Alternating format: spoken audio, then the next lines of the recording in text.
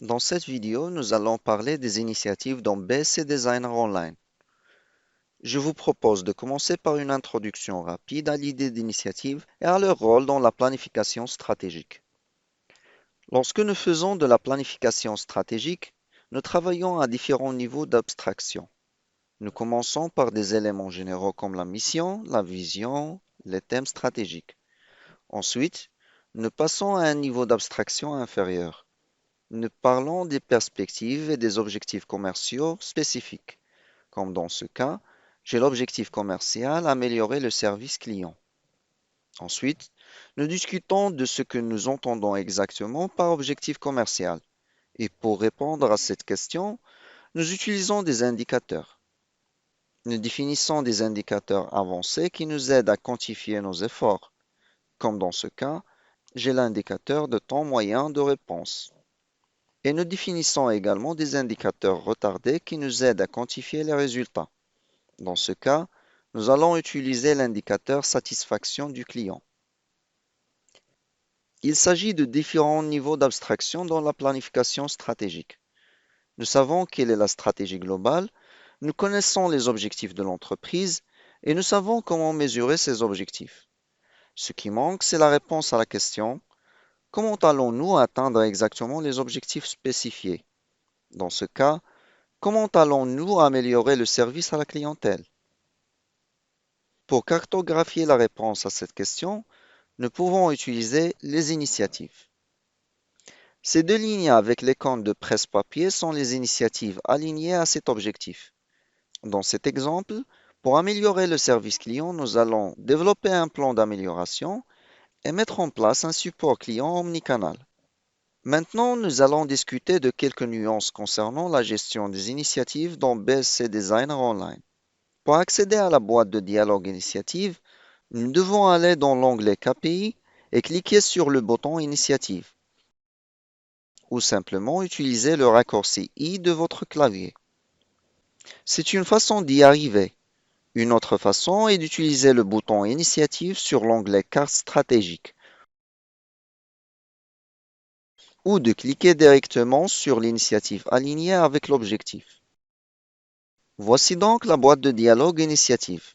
La première chose que je vois est la liste des initiatives que j'ai alignées avec l'objectif. Nous pouvons les déplacer, nous pouvons les supprimer, nous pouvons les modifier. Et nous pouvons utiliser cette case à cocher afin de ne plus afficher certaines initiatives sur la carte stratégique.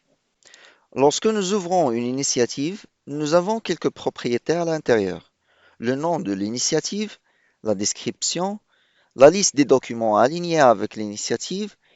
Ici, je peux ajouter un lien vers n'importe quel document externe, et le propriétaire de l'initiative, où je peux choisir un utilisateur enregistré dans mon compte BSC Designer.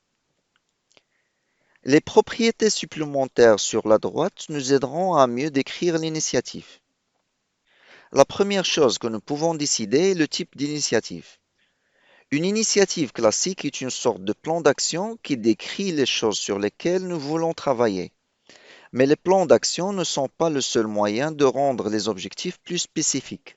Si nous voulons atteindre une excellente description de la stratégie, il est bon de noter le raisonnement qui sous-tend l'objectif, l'hypothèse que l'on cherche à valider, les facteurs de réussite de l'exécution d'un objectif, ainsi que les résultats bénéfiques que nous espérons obtenir. Vous pouvez utiliser le dialogue d'initiative pour noter toutes ces idées. La propriété suivante est le statut. Elle me permet de modifier le statut de l'initiative. Qu'est-ce qu'un statut dans ce cas? Lorsque nous travaillons avec une initiative, elle passe normalement par certaines étapes. Par exemple, si nous voulons améliorer le service client, nous commencerons par un commentaire général, comme par exemple, les gens nous écrivent en utilisant différents canaux de contact. Cela correspond au statut commentaire.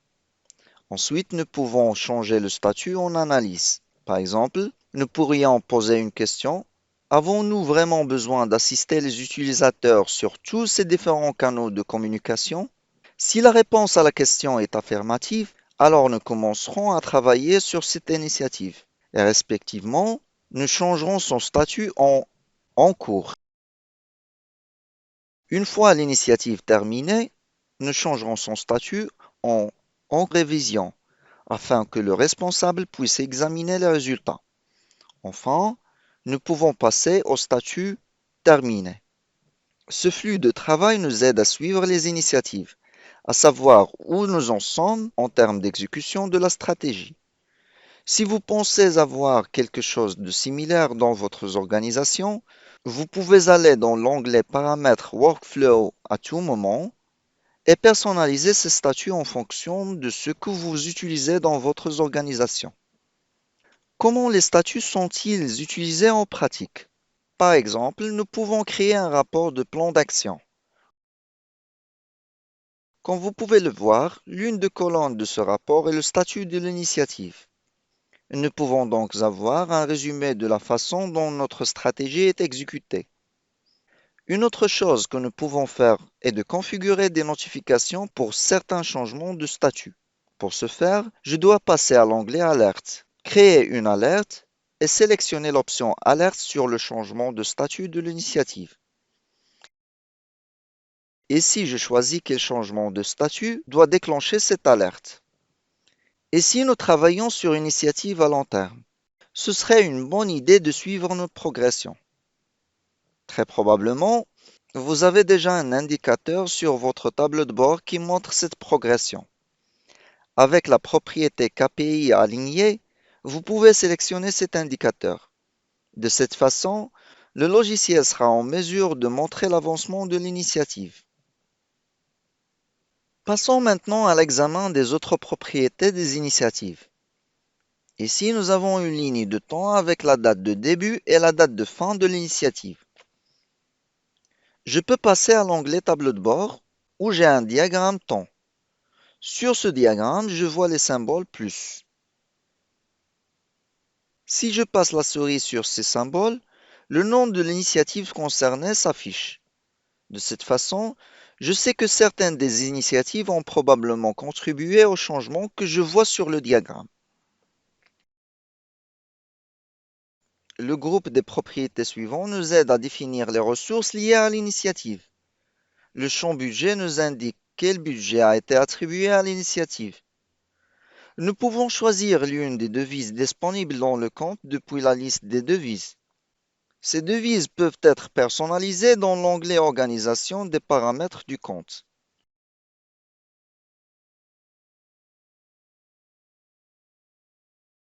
Le champ exécuté permet de saisir les fonds réellement dépensés pour cette initiative.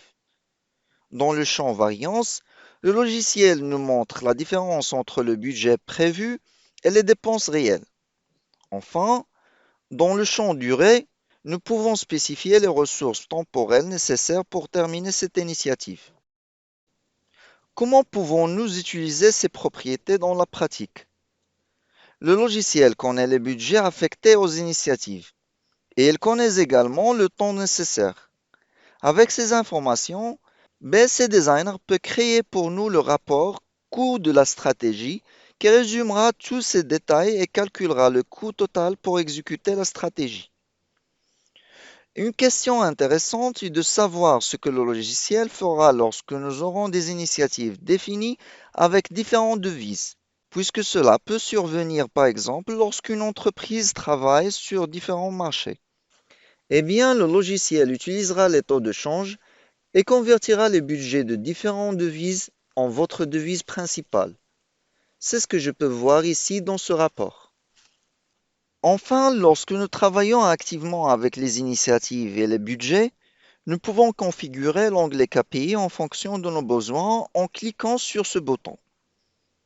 Voici les colonnes disponibles. La colonne Initiative avec le bouton Initiative que nous avons déjà utilisé. La colonne Initiative Toutes pour afficher toutes les initiatives. La colonne Initiative en cours pour afficher uniquement les initiatives dont la ligne de temps appartient à la période actuellement sélectionnée. Affichons cette colonne. Maintenant, je retourne à la boîte de dialogue des initiatives. L'initiative Développer un plan d'amélioration était prévue pour janvier. L'initiative mise en œuvre d'un support omnicanal était prévue pour février. Si je sélectionne janvier dans le calendrier, je verrai l'initiative correspondante à cette période. Et si je sélectionne février, je verrai une initiative différente. Revenons aux paramètres des colonnes. Nous avons ici quelques colonnes liées au budget.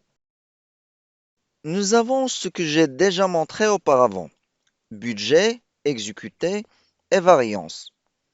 Et nous avons également ici quelques colonnes supplémentaires: budget utilisé en pourcentage et budget restant en pourcentage. Choisissons quelques colonnes et voyons comment elles fonctionnent. Maintenant, le logiciel m'affiche les informations budgétaires pour l'objectif. De plus, lorsque j'ai plus d'initiatives dans le logiciel, il va résumer pour moi le budget et les informations en vigueur. Grâce à ces informations, je connais le budget affecté et les dépenses réelles pour chacune des initiatives, ainsi que le résumé de tous les budgets liés à ce tableau de bord stratégique. C'est tout ce que je voulais partager avec vous sur les initiatives dans BSC Designer.